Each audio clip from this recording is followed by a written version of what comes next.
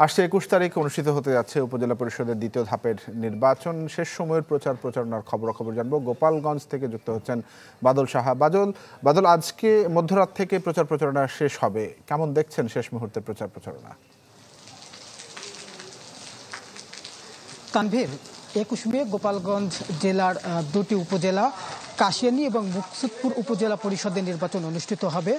যেহেতু আজ মধ্যরাত থেকে নির্বাচনী প্রচারণা শেষ হবে, যে কারণে প্রার্থীরা যতটুকু সময় পাচ্ছেন এইটুকু সময়ে ভোটারদের কাছে পৌঁছানোর জন্য চেষ্টা করছেন। তারা বিভিন্ন হাট বাজার বাড়ি বাড়ি গিয়ে ভোটারদের কাছে গিয়ে বিভিন্ন প্রতিশ্রুতি দিয়ে ভোট চাইছেন। এই দুটি উপজেলায় আপনার ১৭১টি কেন্দ্রে প্রায় ৪.৫ লাখ ভোটার তাদের ভোটাধিকার প্রয়োগ করে তাদের যে জনপ্রতিনিধি তারা নির্বাচন করবেন।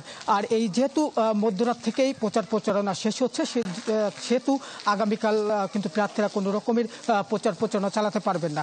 আমি এই দুটি উপজেলার যে রিটার্নিং কর্মকর্তা রয়েছেন তার সাথে কথা বলেছি। তিনি আমাদেরকে জানিয়েছেন যে এই নির্বাচনী যে সামগ্রী রয়েছে এটি আগামীকাল স্ব উপজেলা পরিষদ থেকে কেন্দ্রে পাঠানো হবে। তবে যে ভোটের যে প্রধান অনুষঙ্গ যে ব্যালট পেপার, এই ব্যালট পেপারটি ভোটের দিন সকালে কেন্দ্রে পাঠানো হবে।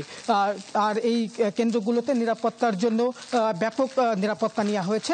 পুলিশের সাথে সাথে আনসার বাহিনী কেন্দ্রে আপনার নিরাপত্তার কাজে নিয়োজিত থাকবে। সেই সাথে যে স্ট্রাইকিং ফোর্স, ম্যাজিস্ট্রেট সহ যে আইন শৃঙ্খলা যে রক্ষাকারী বাহিনী রয়েছে তারাও নিরাপত্তার কাজে থাকবেন। সব কথা যদি বলি যে এখন পর্যন্ত যে নির্বাচনী যে পরিবেশ, এই পরিবেশ কিন্তু সুষ্ঠু এবং বজায় রয়েছে। এই ছিল আমার কাছে গোপালগঞ্জের দুই উপজেলার নির্বাচনের সবশেষ খবর। বাদল, ধন্যবাদ আপনাকে আমাদের সঙ্গে যুক্ত হওয়ার জন্য। বাদল সাহা জানাচ্ছিলেন গোপালগঞ্জ থেকে।